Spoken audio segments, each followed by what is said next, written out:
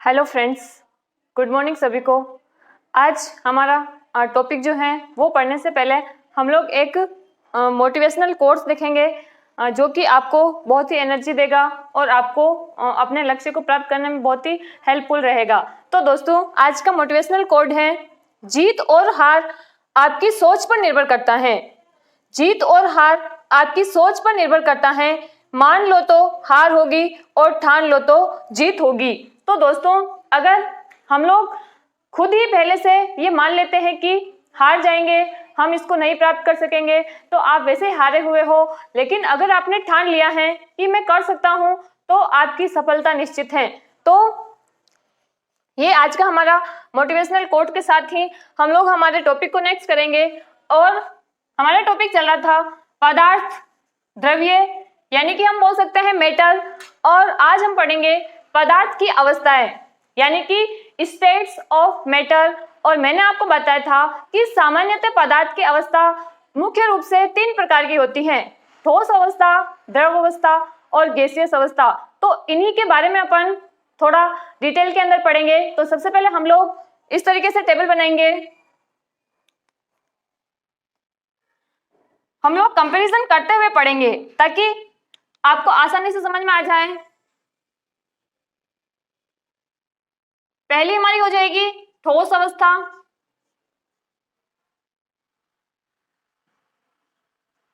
Solid state. दूसरी हमारी हो जाएगी द्रव अवस्था, लिक्विड स्टेट। और तीसरी अपनी हो जाएगी गैसीय अवस्था, यानी कि गैसियस स्टेट।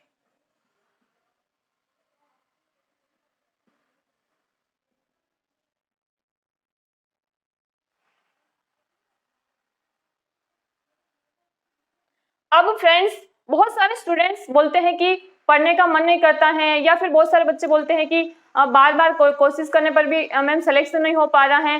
तो दोस्तों, पहले अपना जो लक्ष्य है उसको निर्धारित करो कि आपको क्या प्राप्त करना चाहते हो, आपका टारगेट क्या है, आपको क्या पोस्ट चाहिए। और फिर जैसे कि मेरा मोटिवेशनल कोट आज बताने, या फिर हम जब भी नेक्स्ट टाइम पढ़ेंगे तो एक एक मोटिवेशनल कोट्स हम लोग रोजाना लेकर आएंगे। तो वो इसलिए भी है ताकि आपको अपने लक्ष्य को प्राप्त करने में थोड़ी एनर्जी मिले, आपको थोड़ा जोश आए, पढ़ने में आपको इंस्पायरेशन मिले। तो ये भी मेरा मकसद था। तो आप अपना लक्ष्य निर्धारित करो और फिर उस लक्ष्य को सही दिशा से उसकी शुरुआत करो, तो सफलता निश्चित ही आपको प्राप्त होगी। अब बहुत सारे बोलते हैं कि एक्साइटमेंट होना चाहिए पढ़ने के अंदर, या फिर जैसे बहुत सारे टीचर्स पढ़ाते हैं तो बच्चे बोलते हैं कि आज तो कोई एक्साइटमेंट नहीं लग रहा है। तो बच्चों, आपको पढ़ने में एक्साइटमेंट होना चाहिए, आपको अपने लक्ष्य को प्राप्त करने में एक्साइटमेंट होना चाहिए, आपको सेल्फ इंस्पायर होना चाहिए। आपको मोटिवेट कोई दूसरा नहीं कर सकता है, आप खुद ही हो जो अपने आप को मोटिवेट रख सकते हो। क्योंकि दूसरा कोई भी बंदा आपको एक बार के लिए, 10 मिनट के लिए, आधे घंटे के लिए, एक दिन के लिए, एक सप्ताह के लिए, एक महीने के लिए मोटिवेट कर सकता है, लेकिन वो आपको हर टाइम मोटिवेट नहीं रख पाता है। क्योंकि मोटिवेट अगर आपको रखना है तो आपको सेल्फ मोटिवेट रखना पड़ेगा, सेल्फ इंस्पायर करना पड़ेगा। और आपके आसपास की बहुत सारी चीजें हैं जो आपको मोटिवेट रख सकती हैं। अगर आपको फिर भी मोटिवेशन नहीं मिले तो एक बार अपने पेरेंट्स के बारे में जरूर सोचें कि उन्होंने आपके लिए कितना किया है और आप उनके लिए क्या कर सकते हो। तो आपको अपने आप भी सेल्फ मोटिवेशन हो जाएगा। तो दोस्तों, इसी के साथ हमारा जो पदार्थ की अवस्थाएं हैं उस टॉपिक के बारे में हम लोग पढ़ेंगे। अब हम लोग एक एक अवस्था के बारे में पढ़ेंगे। और दोस्तों, इस टॉपिक की खासियत यह है कि यहाँ इस पदार्थ की अवस्था नामक एक टॉपिक से ही एक ही एग्जाम के अंदर तीनों अवस्था से रिलेटेड एक एक क्वेश्चन पूछा हुआ है। अगर दोस्तों आप सपोज कल्पना करो कि एक ही परिवार के 3 लड़के लड़कियां हैं और उनकी शादी एक ही घर में करवा दी जाए तो कितना आनंद आता है। तो उसी प्रकार से हम लोग इसी आनंद के साथ हमारे टॉपिक को देखते हैं। अब सबसे पहले हम लोग ठोस अवस्था की बात करते हैं। अब देखो, कोई भी जो पदार्थ होगा उसमें क्या होते हैं, छोटे छोटे कण होते हैं जिनकी हमने बात की थी, परमाणु, फिर बाद में अणु। तो कोई भी पदार्थ जो होगा वो छोटे छोटे अवयव से मिलकर बना हुआ होगा, कणों से मिलकर बना हुआ होगा। अब किसी में क्या होगा कि कण बहुत बहुत मतलब बहुत पास पास में होंगे, किसी में क्या होगा थोड़े दूर दूर होंगे, और किसी में ऐसा भी हो सकता है कि उनके बिल्कुल आपस में नहीं बन रही है, तो वो एक दूसरे से दूर दूर रहना पसंद करते हैं। तो यदि हम ठोस की बात करते हैं तो हम लोग जो पास पास रहने की व्यवस्था है उसको हम लोग बोलते हैं अंतर परमाणविक दूरी। अंतर परमाणविक दूरी बहुत कम या नगण्य बोल सकते हैं।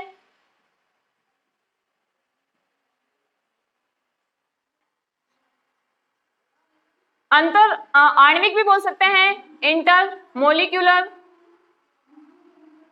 डिस्टेंस। अब आपको पता है कि दूरी बहुत कम होगी तो इनके बीच में लगने वाला फोर्स यानी कि जो बल होगा ये बहुत ही ज्यादा क्या होगा, स्ट्रॉन्ग होगा, प्रबल होगा। तो यानी कि हम बोल सकते हैं अंतर आणविक बल, इंटरमोलिक्यूलर फोर्स।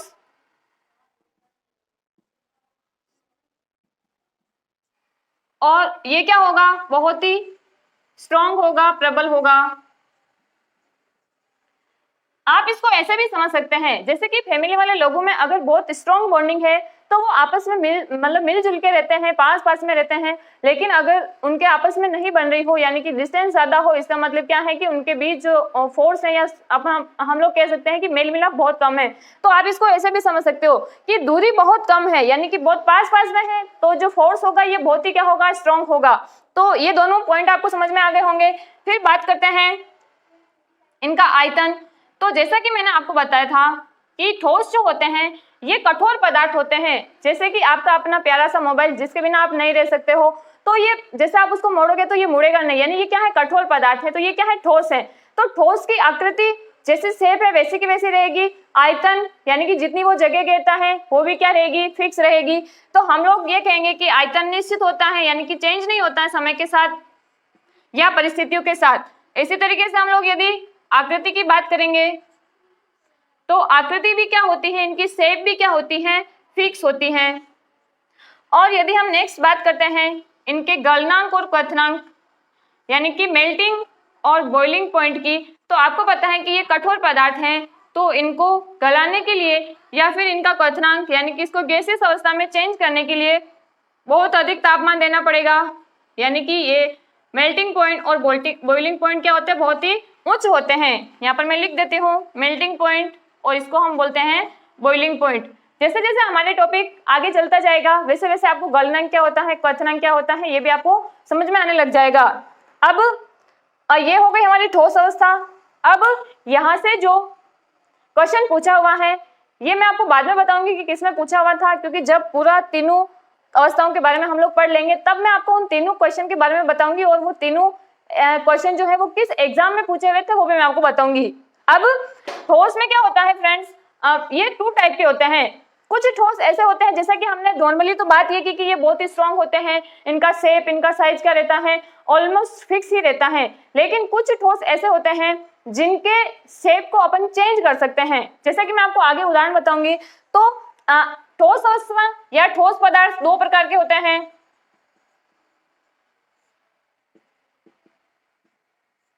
जिसमें पहला होता है क्रिस्टलाइन ठोस यानी कि क्रिस्टलीय ठोस,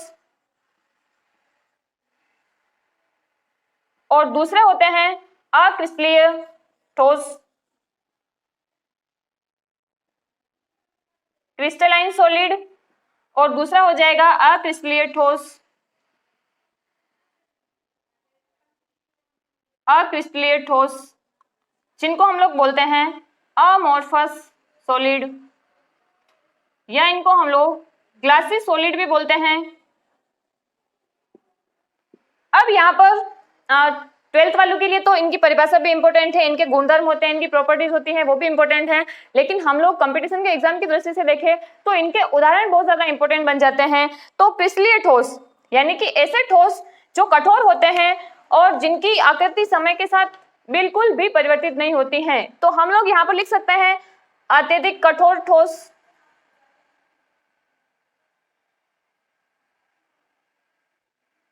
अत्यधिक कठोर ठोस। और यहां पर ये जो ठोस होते हैं ये थोड़े से क्या होते हैं, भंगुर प्रकृति के होते हैं, या इनको हम नरम ठोस भी बोल सकते हैं।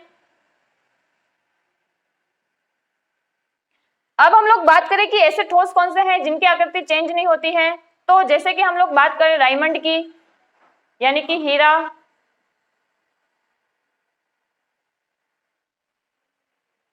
इसके अलावा ज्यादातर जो सोल्ट होते हैं, लवण होते हैं, जैसे कि सोडियम क्लोराइड है, जैसे कि सोडियम नाइट्रेट है, तो ये सोल्ट जो होते हैं इनकी भी एक निश्चित क्रिस्टलीय संरचना होती है। तो ये सारे के सारे किसमें आते हैं, क्रिस्टलीय ठोस में आते हैं।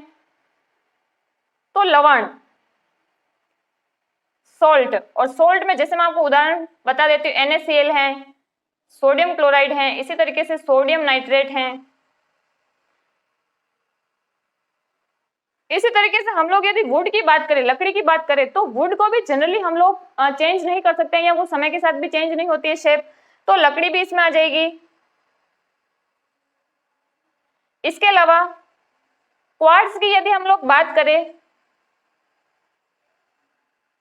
तो क्वार्ट्ज भी किसमें आता है, क्रिस्टलीय ठोस में आता है। इसी तरीके से हम लोग अमोर्फस के एग्जांपल्स की बात करते हैं, तो जैसे रबड़ है।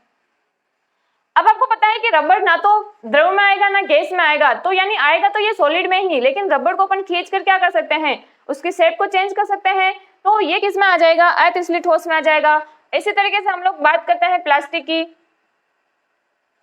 तो आपको पता है प्लास्टिक को भी हम पिघला कर क्या कर सकते हैं, दूसरे फॉर्म में उसको चेंज कर सकते हैं।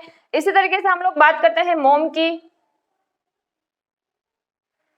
तो मोम भी आपको पता है, मोम को भी हम क्या कर सकते हैं, पिघला सकते हैं। तो यहाँ पर हमारा ठोस अवस्था वाला टॉपिक कंप्लीट होता है। अब द्रव अवस्था, अब आपको अगर ये वाले पॉइंट समझ में आ गए होंगे तो हम लोग कंपैरिजन करते हुए ही द्रव और गैसीय अवस्था के बारे में पढ़ेंगे। तो देखो, पहला हम लोग अगर बात करेंगे अंतर आणविक दूरी, इंटर मोलिकुलर डिस्टेंस। अब देखो, यदि इनमें कण क्या होते हैं, बहुत पास पास में होते हैं इस तरीके से, लेकिन इसमें जो कण होते हैं वो क्या होते हैं, ठोसों की तुलना में थोड़े दूर होते हैं, और गैस की तुलना में क्या होते हैं, थोड़े पास में होते हैं। तो इसका मतलब दूरी की बात करेंगे तो ठोसों से अधिक हो जाएगी, ठोसों से अधिक। और यदि हम आगे जब हम गैसीय अवस्था की बात करेंगे तो हम लोग ये बोलेंगे कि गैस के अणु जो होते हैं ये बहुत दूर दूर रहते हैं, तो यानी कि गैस से क्या हो जाएगी, इनकी दूरी कम हो जाएगी, तो गैसों से कम। फिर दूसरा पॉइंट है हमारा अंतर आणविक बल, इंटरमोलिकुलर फोर्स। अंतर आणविक बल, इंटरमोलिकुलर फोर्स। तो अब आपको पता है कि दूरी और जो फोर्स होता है ये एक दूसरे के क्या होता है, व्युत्क्रमानुपाती होता है। तो दूरी 1 फोर्स, ये कोई पर्टिकुलर फॉर्मूला नहीं है, ऐसे समझने के लिए मैं आपको बता रही हूँ कि दूरी ज्यादा है मतलब बल कम होगा, तभी दूर दूर जा रहे हैं। तो यहाँ पर बल देखो, बल क्या होगा, ठोसों से कम होगा, क्योंकि कण क्या है, थोड़े दूर दूर हैं, तो ठोसों से कम। और इनके अणु जो है वो गैस की तुलना में पास पास है, तो इसका मतलब इनके मध्य जो इंटरमोलिकुलर फोर्स है वो गैसों से क्या होगा, अधिक होगा।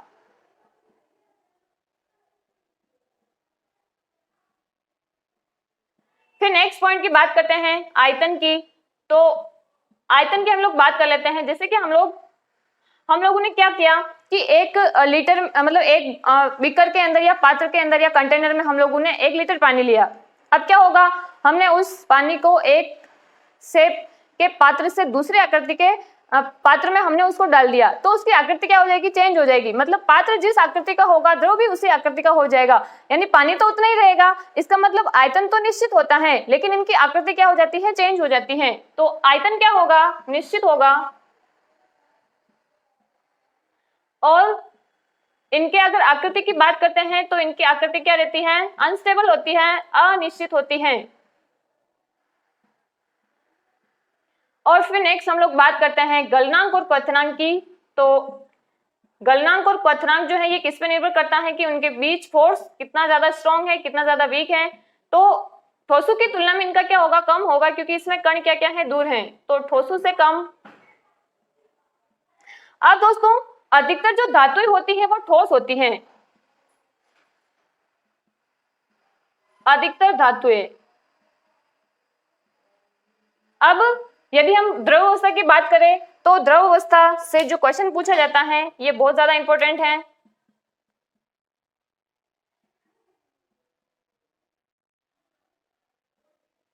यहां से क्वेश्चन क्या बनता है, यहां से दो क्वेश्चन बनते हैं, कभी कभी तो वो दोनों साथ में भी दे देते हैं, कभी कभी वो बिल्कुल सेपरेटली भी पूछ सकते हैं। तो पहला तो ये है कि ऐसी धातु जो कमरे के तापमान यानी कि 25 डिग्री सेल्सियस पर द्रव अवस्था में होती है, लिक्विड स्टेट में होती है। और दूसरा यहां से जो क्वेश्चन पूछा जाता है द्रव अवस्था से वो ये है कि ऐसी अधातु, यहां पर मैंने धातु लिखा है, यहां पर अधातु लिखा है, दोनों क्वेश्चन अलग अलग हैं। ऐसी अधातु जो कमरे के तापमान पर द्रव अवस्था में होती है। अब यहां पर जैसा कि मैंने आपको बताया कि अधिकतर ठोस जो होते हैं, मतलब ठोस जो होते हैं इसमें अधिकतर धातुएं आती हैं, लेकिन मैंने यहाँ पर क्वेश्चन पूछा है कि ऐसी धातु जो कमरे के तापमान पर द्रव अवस्था में होती है, उसका नाम है मरकरी, Hg। इसको हम लोग पारा भी बोल सकते हैं। तो आई थिंक आपको ये याद ही रखना है, ये एक तरीके से फैक्ट बोल सकते हैं। इसी तरीके से अधातु की बात करते हैं तो ये होती है ब्रोमीन। तो ब्रोमीन एक ऐसी अधातु है जो किस अवस्था में पाई जाती है, द्रव अवस्था में पाई जाती है। तो आई थिंक आपको समझ में आ गया होगा कि यहाँ से क्वेश्चन बहुत ज्यादा इंपॉर्टेंट है, वेरी वेरी इंपॉर्टेंट है। बहुत सारे एग्जाम्स में क्वेश्चन यहाँ से पूछा हुआ है। यदि हम नॉर्मली बात करें उदाहरण के पानी की, तो आपको पता ही है पानी है, दूध है, इसके अलावा शहद है। तो ये सारे के सारे क्या होते हैं, द्रव अवस्था होती है। यदि हम शहद की बात करें तो शहद थोड़ा क्या होता है, गाढ़ा होता है, इसमें थोड़ी बहुत बहने की क्या होती है, प्रवृत्ति पाई जाती है। अब हम नेक्स्ट बात करते हैं गैसीय अवस्था की। तो इसमें वही वाला पहला पॉइंट हो जाएगा, अंतर परमाणविक दूरी या अंतर आणविक दूरी। अब दोस्तों ये जो गैसियस मॉलिक्यूल होते हैं, गैसेस के जो अणु होते हैं, ये एक दूसरे के दुश्मन की तरह रहते हैं। जैसे हमारा पड़ोसी होता है, उससे हमारी लड़ाई हो जाती है तो हम उनको देखना भी पसंद नहीं करते हैं। तो ये गैसेस के जो अणु होते हैं ये भी ऐसे कैसे होते हैं, इनमें डिस्टेंस बहुत ज्यादा होती है, तो बहुत अधिक, सबसे ज्यादा।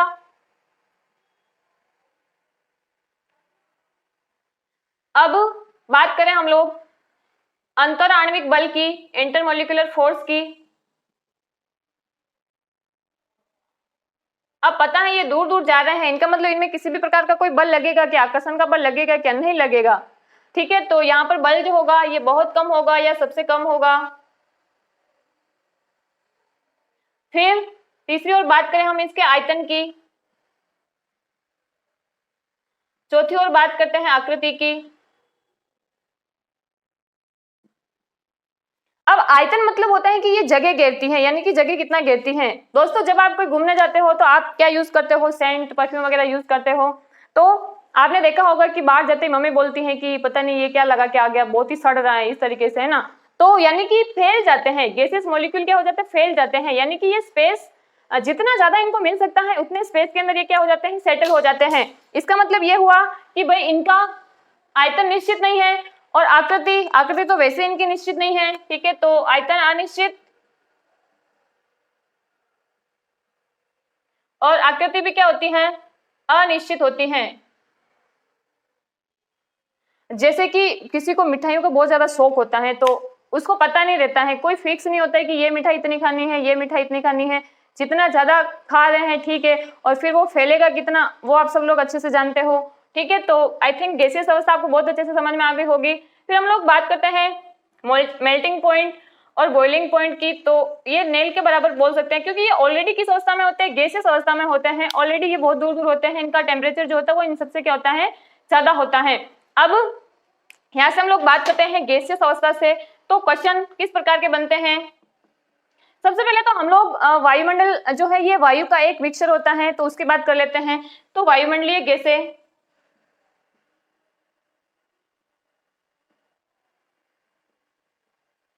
एटमॉस्फेरिक गैसेस, इसमें सबसे पहले हम बात करते हैं नाइट्रोजन गैस N2, जो कि एनवायरमेंट के अंदर 78% होती है, सबसे ज्यादा मात्रा में पाई जाने वाली गैस है। फिर दूसरी ओर बात करते हैं ऑक्सीजन गैस, और इसकी मात्रा लगभग होती है 21%, ऑलमोस्ट 21% होती है, ये लगभग 20.8% होती है। इसको अपन कितना मान लेते हैं, 21% मान लेते हैं। फिर यहाँ पर तीसरे नंबर पर होती है आर्गन गैस, और ये एनवायरनमेंट के अंदर होती है 0.93%। और फिर ये हम लोग जो ज्यादातर क्वांटिटी में पाई जाने वाली गैसेस हैं उनकी ही बात कर रहे हैं, अदरवाइज बहुत सारी गैसेस पाई जाती हैं। और फिर हम लोग लास्ट बात करते हैं CO2 यानी कि कार्बन डाइऑक्साइड गैस, और इसकी मात्रा है 0.03% हम पहले मानते थे, लेकिन अभी के हिसाब से हम बात करते हैं तो इसकी मात्रा हो गई 0.038%। तो ये है हमारी गैसेस, वायुमंडलीय गैसेस। अब यहाँ से क्वेश्चन ये भी पूछ सकते हैं कि वायुमंडल में सबसे ज्यादा मात्रा में पाई जाने वाली गैस कौन सी है, तो आंसर हो जाएगा नाइट्रोजन। या फिर आपसे ये भी पूछ सकते हैं कि तीसरी सर्वाधिक मात्रा में पाई जाने वाली गैसेस कौन सी है, तो जनरली हमें क्या याद होता है, नाइट्रोजन, ऑक्सीजन, कार्बन डाइऑक्साइड। पहला दूसरा तो हमें पता होता है कि भी नाइट्रोजन और ऑक्सीजन है, लेकिन तीसरा हमें पता नहीं होता। हम लोग जनरली किसको मान लेते हैं, CO2 को मान लेते हैं, लेकिन तीसरे नंबर पर पाई जाने वाली गैस आर्गन गैस है, ना कि कार्बन डाइऑक्साइड गैस है। और चौथे नंबर पर सर्वाधिक मात्रा में पाई जाने वाली गैस का नाम है CO2, कार्बन डाइऑक्साइड। और आपको पता है कि यहाँ से क्वेश्चन पूछा हुआ है, CO2 जो है ये क्या है, ग्रीन हाउस गैस है। सर्वाधिक योगदान जो होता है ग्रीन हाउस इफेक्ट के अंदर वो किसका होता है, 60% योगदान जो होता है वो CO2 का होता है। अब मैंने आपको बताया कि एक ही टॉपिक से एक ही एग्जाम में 3 क्वेश्चन पूछे हुए हैं, तो वो जो क्वेश्चन है वो किस एग्जाम में पूछे हुए हैं, क्या क्वेश्चन पूछे हुए हैं, उनके आंसर्स क्या होंगे। यदि आपको ये तीनों अवस्थाएं बहुत अच्छे से समझ में आ गई होगी तो उनके आंसर्स बहुत सिंपल हैं। और वो जो तीनों क्वेश्चन हैं वो मैं आपको नेक्स्ट वाला जब भी वीडियो बनाऊंगी या नेक्स्ट जब भी क्लास होगी तो मैं उनको आपके साथ शेयर करूंगी, उनके साथ डिस्कशन करूंगी। तो आज की क्लास को हम लोग यहीं पर समाप्त करते हैं। धन्यवाद दोस्तों।